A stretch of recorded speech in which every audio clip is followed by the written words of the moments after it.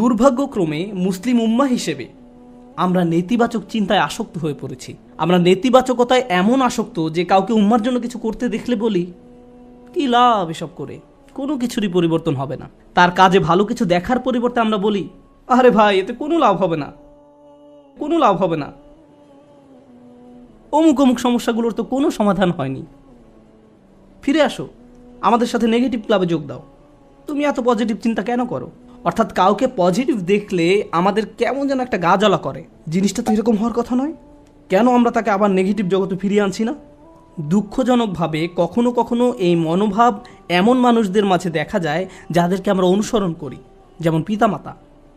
যখন একজন পিতা সবসময় নেতিবাচক চিন্তা করেন, যখন মা সবসময় নেগেটিভ চিন্তায় ডুবে থাকেন, কিভাবে সেই পরিবারে কৃতজ্ঞ ছেলে মেয়ে বেড়ে উঠবে? তারা যদি আপনাকে সবসময় অভিযোগ করতে দেখে, সব সময় আপনাকে দুঃখ ভারাক্রান্ত দেখে, আপনার বাচ্চারা যদি আপনাকে কখনো কোনো কিছুর জন্য কৃতজ্ঞ হতে না দেখে, কার কাছ থেকে তারা কৃতজ্ঞতা শিখবে? এমন অনেক মুসলিম আমার কাছে আসে যারা নিজেদের ধার্মিক মুসলিম হিসেবে পরিচয় প্রদান করে না। আমি আপনার কিছু ভিডিও দেখেছি, কিন্তু আমি আসলে কখনো মসজিদে যাই না। আমি তখন জিজ্ঞেস করলাম যে কেন আপনি নিজেকে ধার্মিক মুসলিম হিসেবে পরিচয় দেন না? নিজেকে ধার্মিক মুসলিম সমাজের অংশ মনে করতে আপনার দ্বিধা কেন? উত্তরে তারা কি বলে জানেন? তারা বলে এই ধার্মিক মুসলিমরা সব সময় বিপর্যস্ত থাকে, তাদের সবসময় রাগান্বিত দেখায়। কিভাবে এমনটা হলো? যে মানুষদের কাছে স্বর্গীয় ব্যাপার রয়েছে তাদের অবস্থা এমন কি করে হলো? এই আয়াতে প্রজ্ঞা বলতে কৃতজ্ঞতা বোঝানো হয়েছে। হিকমার সারমর্ম হলো, হিকমার নির্যাস হলো শুকর বা কৃতজ্ঞতা। যে নিয়মিত আল্লাহর দিন সম্পর্কে জ্ঞান লাভ করতে থাকে তাকে কেন এমন দুর্দশাগ্রস্ত লাগবে? মূলত আপনি যত বেশি কৃতজ্ঞ হবেন আপনাকে তত বেশি ইতিবাচক দেখাবে। সব সময় সব কিছুতেই আপনি ইতিবাচক দিকটি খুঁজে পাবেন। এমনকি যখন আমরা দুঃখ ভারাক্রান্ত হয়ে পড়ি তখন আমরা নিজেদের এই বলে প্রবোধ দেব যে আমি এই মুহূর্তে কোন কোন বিষয়ের জন্য কৃতজ্ঞ থাকতে পারি। তারপর নিজের মনকে শক্ত করে আবার দাঁড়িয়ে যান। এখন আমার মুসা আলাহিসাল্লামের কথা মনে পড়ে গেল। আমি আসলে সব সময় মুসা আলাহিসাল্লামের এই ঘটনাটি দ্বারা অনুপ্রাণিত হই। তিনি নীল নদ পার হয়ে অপর প্রান্তে চলে গেলেন। তার সাথে বনী ইসরায়েলের হাজার হাজার মানুষ, আর সবাই ঘরবাড়িহীন, নিঃস্ব। তার উপর তারা মরুভূমিতে বিচরণ করছেন। তাদের মাথার উপর কোনো ছাদ নেই। পুরুষ, নারী, শিশু, বৃদ্ধ সবাই হয়তো কষ্টে কান্নাকাটি করছে। আমরা এখন টেক্সাসের 100 ডিগ্রি ফারেনহাইট তাপমাত্রায় 20 মিনিট থাকতে পারি না, বলে উঠি আমাকে এখনই বাসায় যেতে হবে। আর তারা মরুভূমিতে বাস করছেন। এখন মুসা আলাইহিসসালাম তাদেরকে শান্ত করার লক্ষ্যে তাদের উদ্দেশ্যে বক্তব্য দিবেন।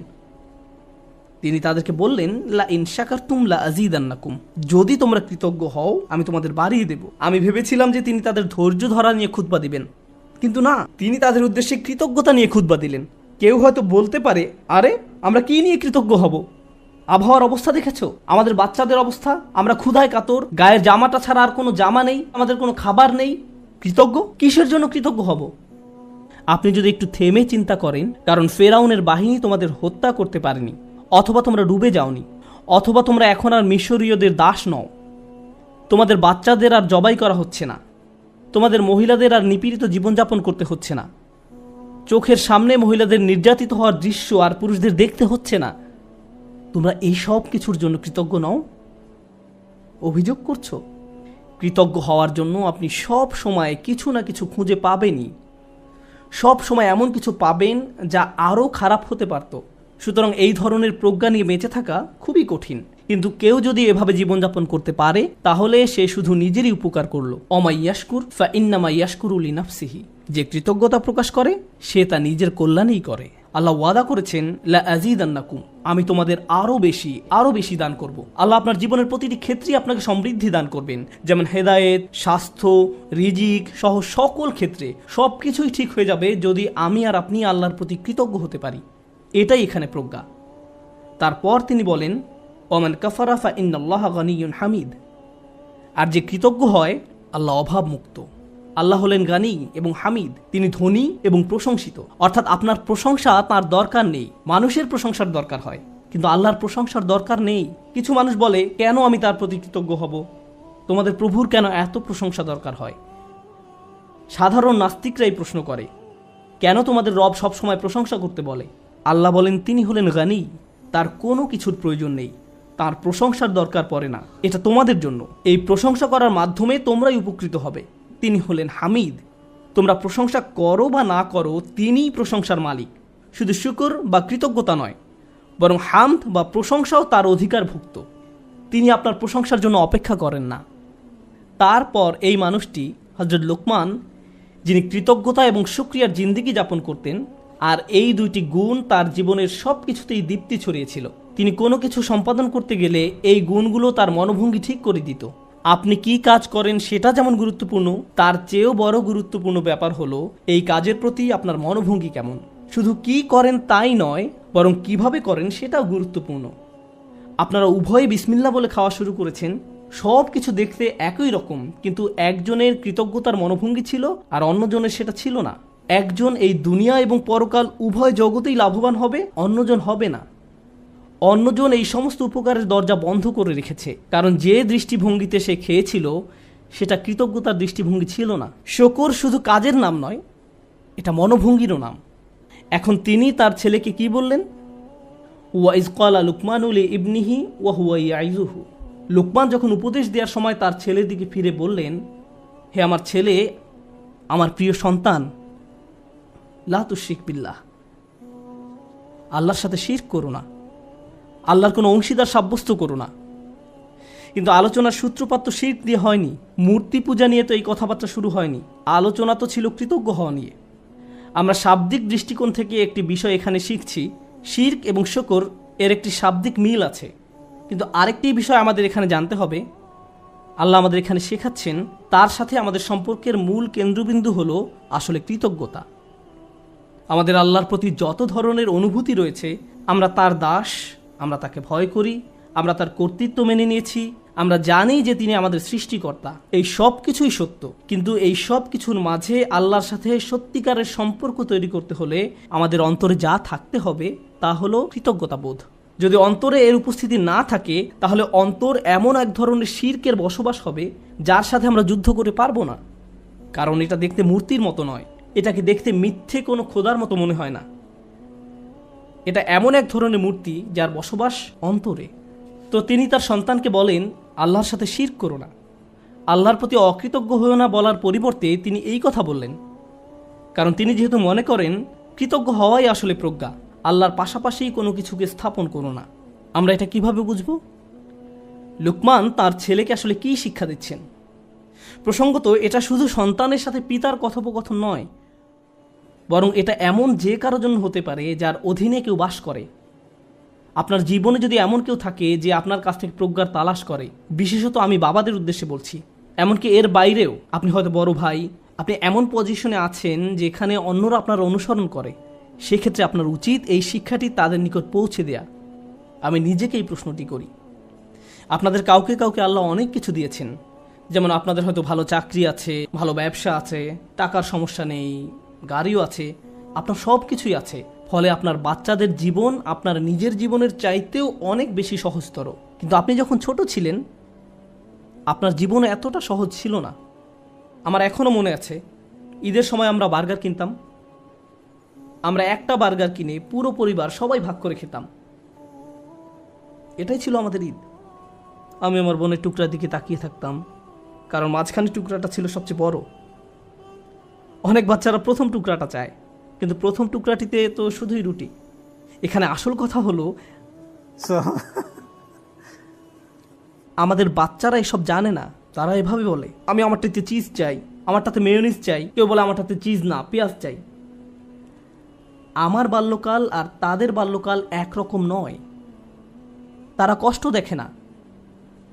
যখন আপনার টিনেজ বাচ্চা বলে, আমি ঠিক শিওর না কোন কলেজটাতে ভর্তি হব, কোন গাড়িটা যে পছন্দ করি, আপনার হয়তো তখন মনে পড়ে, ভাই আমি পাবলিক বাসে ধাক্কাধাক্কি করে কলেজে যেতাম, সকালবেলা পত্রিকা বিতরণ করতাম, কাজে 3 মিনিট দেরিতে পৌঁছানোর জন্য চাকরি হারিয়েছিলাম, আমি কোনো মতে টিউশন ফি দিতাম, বাসায় নিয়মিত বাজারও থাকতো না।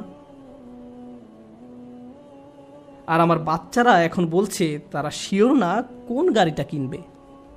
আপনার মন চাচ্ছে দেয়ালে নিজের মাথা ফাটাতে, কারণ আমাদের বাচ্চারা মনে করে তাদের তো এমনিতেই সব কিছু পাওয়ার কথা। তারা কৃতজ্ঞ হওয়ার মানে বোঝে না। এভাবে কারো পক্ষে কৃতজ্ঞ হওয়া সম্ভব নয়।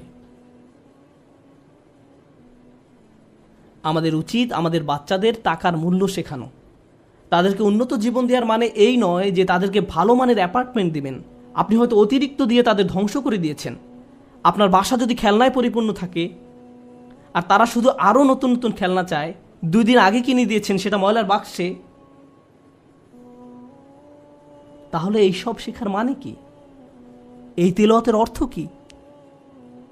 আনিশকুর লিল্লাহ মানে বাবা হিসাবে আপনাকে কৃতজ্ঞতার জীবনযাপন করতে হবে এবং আপনি আপনার সন্তানকে কাজের গুরুত্ব বুঝাবেন, রিজিকের গুরুত্ব বুঝাবেন, তাদের যা আছে তার গুরুত্ব বুঝাবেন। তারা যেন যা নেই তা নিয়ে অসন্তুষ্ট হয়ে না থাকে। ঈদের সময় বাচ্চারা ধনী হয়ে যায়। এই সময়টা ছিল আমাদের বাচ্চাদের কৃতজ্ঞতা শেখানোর একটা সুযোগ। কারণ রমজানের আয়াতের শেষে আল্লাহ কি বলেছেন? যেন তোমরা কৃতজ্ঞ হতে পারো। তুমি কত পেয়েছো? তারা একজন আরেকজনকে এভাবে জিজ্ঞেস করে, 2000 টাকা, আমি পেয়েছি মাত্র 1500 টাকা। আমরা দেয়ার পজিশনে নেই, আমরা শুধু নেয়ার মধ্যে আছি। আমরা আমাদের ছেলে মেয়েদের রাক্ষসে পরিণত করে ফেলেছি। তাদেরকে শুধু ভোগ করা শেখাচ্ছি, আর তাদের চাওয়ারও কোনো অন্ত নেই। আর যখন তাদের কোনো দাবি পূরণ করার অবস্থা না থাকে, আমি এমন অনেক পিতামাতার সম্মুখীন হয়েছি যাদের বাচ্চারা তাদের নিকট এভাবে দাবি জানায়, অবশ্যই আমাকে আইফোন কিনে দিতে হবে। পিতা বলে, না, পারবো না। বাচ্চা তখন বলে, তাহলে আমি আত্মহত্যা করব। তাদের তখন আমার কাছে আসতে হয়েছিল। নতুন আইফোন না পাওয়ার কারণে তারা এমন থ্রেট দিচ্ছিল, কিংবা বাসায় ওয়াইফাই নাই এজন্য এমন করছিল। এটা কৃতজ্ঞতার সম্পূর্ণ বিপরীত আচরণ। আর এমন আচরণ হলো আল্লাহর সাথে এক ধরনের শিরক। যখন কৃতজ্ঞতা হারিয়ে যায়, যা বাকি থাকে তা হলো শিরক। আপনি আত্মসমর্পণ করতে চান, যার কথা শুনতে চান, যাকে সন্তুষ্ট করতে চান, সে হলো নিজের ইচ্ছা আকাঙ্ক্ষা, নিজের ভোগ বিলাসিতা, নিজের কামনা বাসনা। বাচ্চারা এসব জানে না। তাদেরকে দেখিয়ে দিতে হবে, বোঝাতে হবে। আপনি তাদেরকে যা বানান তারা তাই হবে। আমরা তাদের প্রতি এমন অন্যায় আচরণ করতে পারি না। আপনার টাকা আছে বলেই যে তাদের সব দাবি পূরণ করতে হবে এমনটা নয়। অবশ্য বিপরীত অবস্থাও আছে। অনেক পিতামাতা তাদের বাচ্চাদের কিছুই কিনে দেয় না, তারপর তারা এই খুতবা ব্যবহার করে। না, এটা করবেন না। অবতাগি বাইনা যালিকা সাবিলা, মধ্যম পন্থা অবলম্বন করুন। আমি আরেকটা ব্যাপারে দৃষ্টি আকর্ষণ করতে চাই, কারণ বিষয়টা গুরুত্বের দাবি রাখে। আমাদের বাচ্চাদেরকে দায়িত্ববোধ শেখাতে হবে। তারা যখন টিনেজ বয়সে পৌঁছায়, তাদেরকে বাসার ছোটখাটো কিছু কাজ করতে দিন, তাদেরকে বাসার কাজে কিছুটা অবদান রাখতে দিন। তারা যদি এর বিনিময়ে চায়, তাহলে বলুন, তুমিও এই বাসায় থাকো, এখানে ঘুমাও, তোমাকেও কিছুটা দায়িত্ব নিতে হবে। আপনার বাচ্চাদেরকে দায়িত্ববোধ শেখান, কোনো কিছুর বিনিময়ে না, টাকার বিনিময়ে নয়, অথবা মাস শেষে তাদেরকে নতুন গেম কিনে দিবেন বলেও নয়, কোনো কিছুর বিনিময়ে না। যদি আমরা সব সময় এমনটা করি, যদি তাদেরকে শুধু ভোগ করতে শিখাই আর তারা শুধু আপনার নিকট বিনিময় চাইতে থাকে, এটা করলে আমাকে কি দিবা, ওটা করলে আমাকে কি দিবা, যদি আপনার বাচ্চাদের আল্লাহর প্রতি কৃতজ্ঞ হতে না শেখান, তাহলে কিভাবে তারা আপনার প্রতি কৃতজ্ঞ হবে? এই দুইটা বিষয় কি সম্পর্কযুক্ত নয়? আল্লাহ বলছেন, আনিশকুরলি ওয়া ওয়ালিদাই, আমার প্রতি ও তোমার পিতামাতার প্রতি কৃতজ্ঞ হও। এই দুইটা ব্যাপার সম্পর্কযুক্ত। আমরা যদি আমাদের সন্তানদের তাদের যা আছে তার জন্য আল্লাহর প্রতি কৃতজ্ঞ হতে না শেখাই, তাহলে আমি আপনাদের গ্যারান্টি দিয়ে বলছি, তারা স্বাধীন হয়ে যাবে। যখনই তারা স্বনির্ভর হয়ে যাবে, তারা আলাদা হয়ে যাবে। আপনার কলের কোনো জবাব দেবে না, মেসেজের কোনো উত্তর নেই, তারা আপনাকে উপেক্ষা করে, অগ্রাহ্য করে, যখন তখন বাসা থেকে বের হয়ে যায়। আপনি তখন ভাবেন, কি হলো এই বাচ্চার? আমি তার জন্য সব কিছু করলাম, আমি সারা জীবন তোমাকে দিয়ে গেলাম, এখন তুমি আমাকে কিছুই দিচ্ছ না। হ্যাঁ, কারণ এখন আর আমার আপনাকে প্রয়োজন নেই। আপনার কি প্রয়োজন? আর আমি স্বাধীন, ওই লেনদেন তো শেষ হয়ে গেছে, ধন্যবাদ, বাই। এখন আমরা তাজ্জব হয়ে বসে আছি, কিন্তু সম্ভবত আমরাই তাদেরকে নষ্ট করে ফেলেছি। মানে অতি ভালোবাসা দেখিয়ে আমরা তাদের ধ্বংস করে ফেলেছি। ইন্নামা আমওয়ালুকুম ওয়া আওলাদুকুম ফিতনা, আল্লাহ একটি কারণে এই কথা বলেছেন। তোমাদের সম্পদ এবং সন্তান সন্ততি তোমাদের জন্য একটি বড় পরীক্ষা। বিশেষত ছেলে মেয়েদের পেছনে যদি নিয়ন্ত্রিত উপায়ে টাকা পয়সা খরচ করা না হয়, তাহলে তারা বিশাল এক পরীক্ষার বিষয়ে পরিণত হবে। মাঝে মাঝে বাচ্চাদের কোনো কিছু কিনে দেওয়া উত্তম, মাঝে মাঝে তারা যা চায় তা না দেওয়া উত্তম, মাঝে মাঝে তাদের থেকে দূরে সরিয়ে রাখা উত্তম। এটা গুরুত্বপূর্ণ। এটা শুধু পুঁথিগত বিদ্যা নয়, শুধু আলহামদুলিল্লাহ বলা শেখালেই হবে না, এই শিক্ষার উপরে জীবনযাপন করতে হবে। এজন্যই আলোচনাটি শুরু হয়েছে এই বলে, ওয়ালাকাদ আতাইনা লুকমান আল হিকমা, আমি লোকমানকে প্রজ্ঞা শিক্ষা দিয়েছি, বাস্তব জ্ঞান, বাস্তব শিক্ষা। কিভাবে কৃতজ্ঞ থেকে জীবন কাটাতে হবে সেই শিক্ষা। আমাদের বাচ্চারা কতবার তাদের জামাকাপড় ভাঁজ করে, ধৌত করে, আমরা তাদের কিভাবে কৃতজ্ঞতার শিক্ষা দেব যখন তাদের সবকিছু আমরাই করে দেই? মনে হয় যেন ঘরের মধ্যে ছোট ছোট ফেরাউন দৌড়াদৌড়ি করছে আর বলছে আমি সবচেয়ে বড় রব। أنا ربكم الأعلى. আজ আমি বার্গার খাবো না, পিৎজা খাবো, আমাকে এটা দাও ওইটা দাও। আমরা তাদের এমন বানিয়ে ফেলেছি। এটা তাদের দোষ নয়। আমাদের সন্তানরা যখন নষ্ট হয়ে যায়, এই জন্য নয় যে তারা শয়তান, এর কারণ হলো আমরা তাদের সঠিক শিক্ষাটা দিচ্ছি না। প্রজ্ঞা থাকার মানে হলো আপনি আপনার সন্তানদেরকে সঠিক নিয়মে বড় করেন, আপনি তাদের আকাঙ্ক্ষাগুলো নিয়ন্ত্রণের চেষ্টা করেন। বাচ্চাদের এই নিয়ন্ত্রণটি নেই। আমাদেরকে ভালোবাসার সাথে তাদের ভিতরে এই অনুভূতি তৈরি করে দিতে হবে। আয়াতটি শুরু হয়েছে ইয়া বুনাইয়া দিয়ে, আমার প্রিয় ছেলে, অর্থাৎ বাবা অত্যন্ত আদর মাখা কণ্ঠে তার বাচ্চার সাথে কথা বলছেন। আপনি এর উল্টাভাবে শুরু করতে পারেন না, এই বাসার সবাই শোনো, আমি মাত্র জুমা থেকে আসলাম, বাসার সব কিছু এখন অন্য নিয়মে চলবে। এভাবে না। ভালোবাসার সাথে সুন্দরভাবে করুন, তাদের সাথে কথা বলুন, তাদেরকে বুঝান যে তাদের আচরণ পরিবর্তন করতে হবে। আমাদের মাঝে না দেখলে তারা এটা শিখবে না। যদি আমি খাবার ফেলে দিই, ক্ষুধা লাগলে রেস্টুরেন্টে গিয়ে অপ্রয়োজনীয় অর্ডার করি, এরপর অল্প একটু খেয়ে বলি আমি আর পারবো না, আর সন্তানকে বলি খাবার শেষ করো, খাবার শেষ করো, তারা শিখবে না, তারা শিখবে না, তারা ফেলে দিবে। আপনার জীবনটা যদি অকৃতজ্ঞতায় পূর্ণ থাকে তাহলে এটা অনেক বড় একটা সমস্যা। এজন্যই অবিশ্বাস এবং অকৃতজ্ঞতা প্রকাশে একই শব্দ ব্যবহার করা হয়েছে। একই শব্দ ব্যবহার করা হয়েছে। কুফর বিল্লাহ মানে হলো আল্লাহকে অবিশ্বাস করা, আর কুফরান বিন নিয়ামাহ মানে নিয়ামতকে অস্বীকার করা, অকৃতজ্ঞ হওয়া। একই শব্দ। আল্লাহর নিকট কাফের আসলে দুইটা জিনিস। ভাবতে পারেন এমন ব্যক্তি যে আল্লাহকে অস্বীকার করে এবং যে আল্লাহর প্রতি অকৃতজ্ঞ। এই জন্য যে ব্যক্তি আল্লাহর প্রতি কৃতজ্ঞ থাকে তার পক্ষে শিরক করা অসম্ভব। কারণ আপনি যদি আল্লাহর প্রতি সুধারণা পোষণ করেন, আপনি শিরক করতে পারবেন না। আমাদেরকে তার প্রতি অকৃতজ্ঞ হওয়ার শিরক থেকে রক্ষা করুন।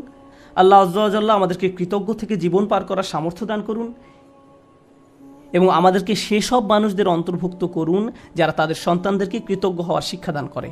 বারাকাল্লাহু লি ওয়া লাকুম। আসসালামু আলাইকুম ওয়া রাহমাতুল্লাহ।